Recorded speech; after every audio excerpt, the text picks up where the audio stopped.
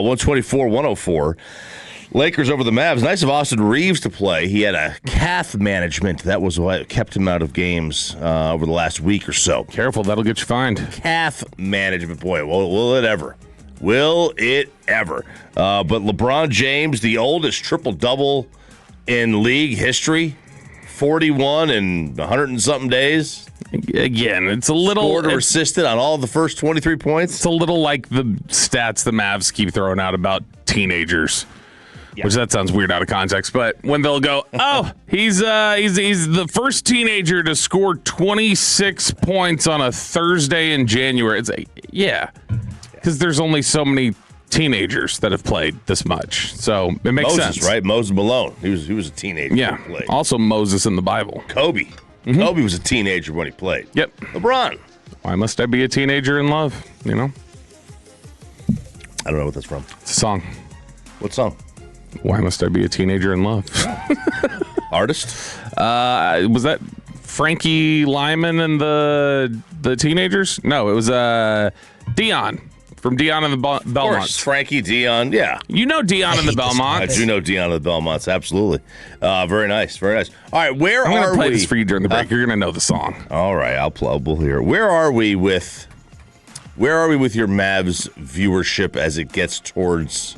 Well, right now we've hit the All-Star break. But with no Flagg in the game, with no Luka in this one, like how intently were you tuning into this?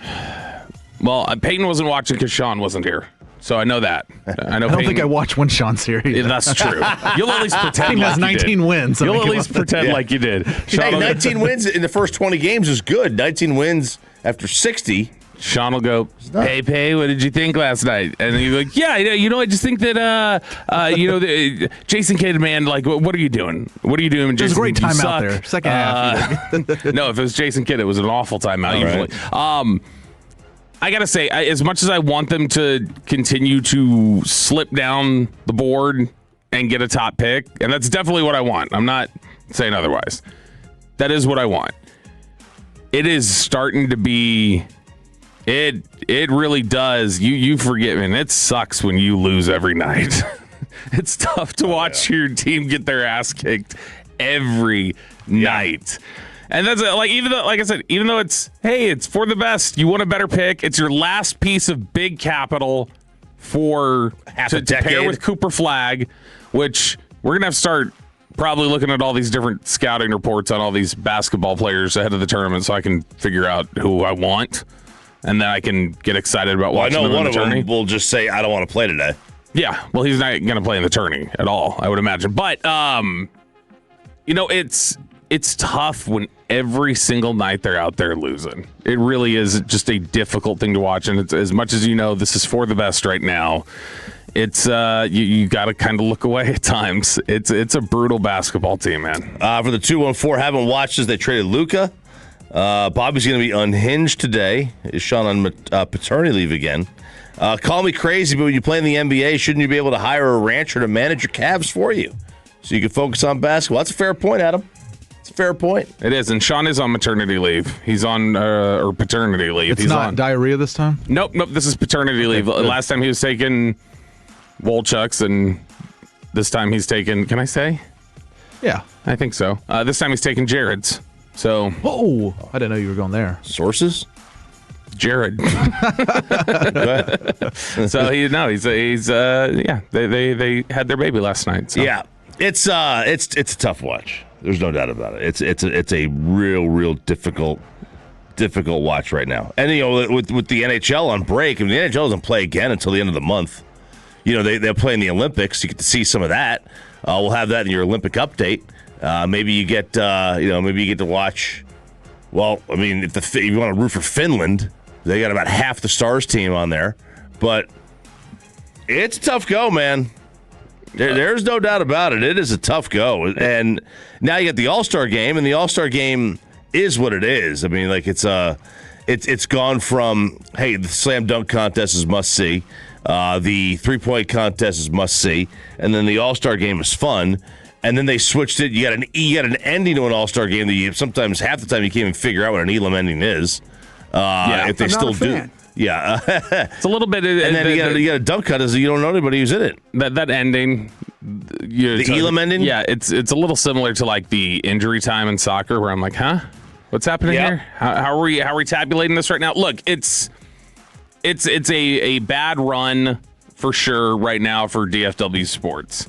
And it's punctuated by the way that the Mavericks have found themselves. And it's so frustrating because it's so self-inflicted. Like they were a contender. They were supposed to be a contender for a decade, and now they've put themselves in this position, which you think they'll be competitive at some point. They did a really nice job to get their finances in order with the AD trade, which we'll talk about a little bit later. But they did a nice job getting their finances in order. They've got Cooper Flagg.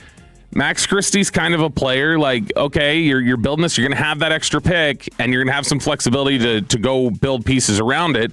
It's just you didn't need to be in a building mode. You put yourself here, or Nico Harrison put you here. Yeah, that is true. They didn't need to be here. They didn't need to be in this situation. They didn't need to find themselves in a spot where they're having to rely on where their lottery is next year. You know, like if you get there organically, like if you have Luka and you get there because, like you did when you got Lively, right? Like he gets hurt, or the team just doesn't have it that year, and it happens. Then great.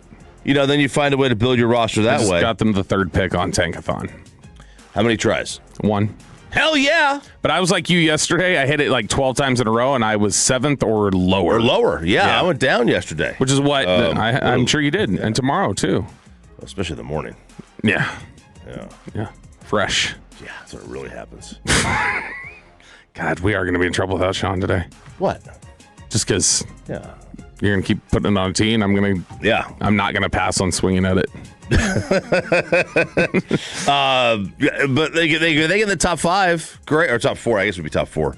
That'd be great. That'd be fantastic. And then you're going to get a really good player. You're going to get Boozer. You're going to get AJ, or you're going to get Darren Peterson.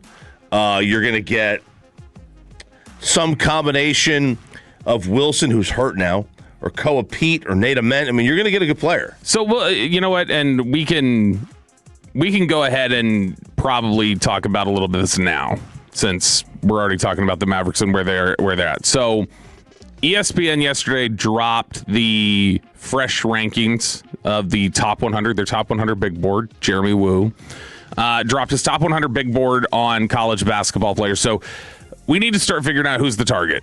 Like, who's the mark here? So we're going to go from number 1 ranking. I'm just going to go down the list. You tell me your familiarity, because I do not follow college basketball, so I don't know who. I don't know a lot of the times who these guys are, like what their capabilities are, and I'll find out over the next several months, I'm sure.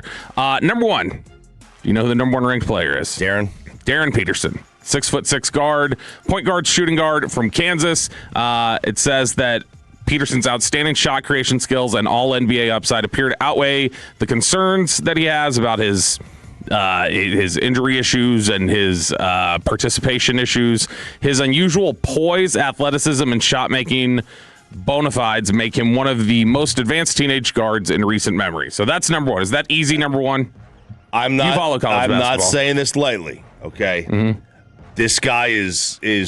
This guy's Kobe Bryant without the Mamba mentality. Whew, that's strong. But you can't draft him number 1. Number 2. You can't. He does not. He could not. He is in this for all the wrong reasons. Number 2, BYU small forward. Is it AJ Debonsa? Is that how you say that? Debansa. NBA execs widely view Debonsa as Peterson's most direct competitor for the number 1 spot because of his combination of positional size, strength, and explosiveness, coupled with strong production. He draws fouls in bunches and wields a greater physical advantage than most players in the draft. He's averaging 24.5 points per game right now. 6'9". I was going to say a 6'9" small forward. That sounds like, at least just right off the top, a coupling with Flagg that, like, all right, I'd rather find like a smaller guard. He's good. He's a free throw merchant, just like Shea, but he's a tremendous player. Cameron Boozer, son of Carlos Boozer. Let's sign up. He is 23 points per game, 10 rebounds, 4 assists in 24 games as a power forward and center for Duke. It says that opposing teams have had some success putting Boozer in screens and forcing him to defend actions, and he sometimes struggles to recover and contest out onto shooters. He is viewed as a very safe but perhaps not sexy pick. Right. I think he's going to be a player without a position. That's not encouraging. No, I think he's. Although modern NBA at times can be positionless, but he's not tall. I don't know that he's tall enough. Next one, number 4, Caleb Wilson, the power forward center from North Carolina. It says Wilson has continued to produce at a high level in ACC play and looks to be the prospect best positioned to potentially leap into the top 3. He demonstrated that with an outstanding game against Cameron Boozer, averaging 20 points per game, almost 10 rebounds in 24 games this year. Number 5 pick. See now, and that's the other thing. By the way, I'm taking Caleb over Cameron. Don't tell me the player. Just tell me the skill set and the position you want to pair with Cooper Flagg, since this is your last piece of capital. Well, I think the guy that not the player, the position and the skill set you want. I want somebody who can handle the ball. Okay, so you want a point guard, somebody who can score, or you want a distributor? I mean, ideally both. Sure. Ideally, you want Kyrie. Kyrie. I want Kyrie. Yeah, so you're just not looking for a Rubio or Stockton. No. Oh, no. It's funny that I put Ricky Rubio ahead of Stockton, but I'm thinking. How about Jason Kidd, right? Yeah, you're not just looking for the distributor. No. Number 5, Kingston Flemings, point guard from Houston. Defensive freak. Love him. Yep, and it says he continues to make a compelling top 5 case, put up 42 points against Texas Tech recently. Unselfish and skilled passer who shines on the open floor. Number 6, this is Keaton Wagler, point guard, shooting guard from Illinois, 6'6", 19 years old. He's averaging 18 points per game. Says that he's a former 3-star high school recruit, and he's become a genuine lottery talent on the heels of a breakout January. He made 9 threes in a game against Purdue on the same night that Kingston Flemings put up his 42 points, and he put up 46 that evening. I don't know much about him. I haven't seen a ton of Illinois games. I've seen like one. I haven't seen any of these guys, so you're going to tell me everything. Number 7, Rocky Top. Nate Ament. The small forward, power forward combo, 6'10". He is 19 years old, averaging 17 points per game. Ament has figured things out at Tennessee, averaging 20 points on 46% shooting in SEC play. He fits an archetype as a jumbo skill player who can handle and shoot from range that NBA teams are willing to chase early in the draft. Take your Volunteers love out of it.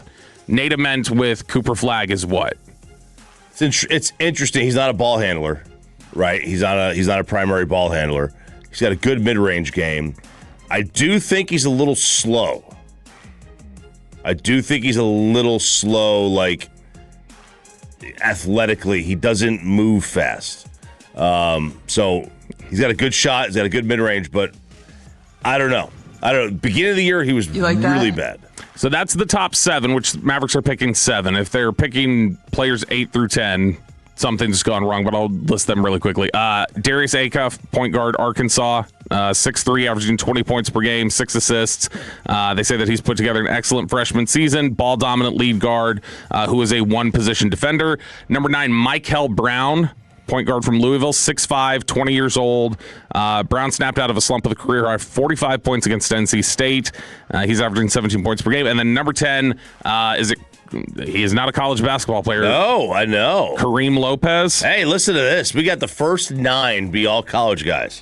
I love it. Combo forward from New Zealand. It says NBA teams have continued making the long trip down to see under to see Lopez, who put together a strong January, including 32 points on January 30th against Melbourne. He's now 50% shooting from the field. His positional size, perimeter skill, and toughness give him a strong developmental base. Well, that sounds like from the top 10, there's not just a whole lot. That sounds like a lot of combo forwards and big guys. There's not a whole lot of what you were wanting. There's one. That's Kingston Fleming. Right, that's really your main guy. So that's kind of who I've targeted, who I've set my sights on. We'll see. Good discussion there.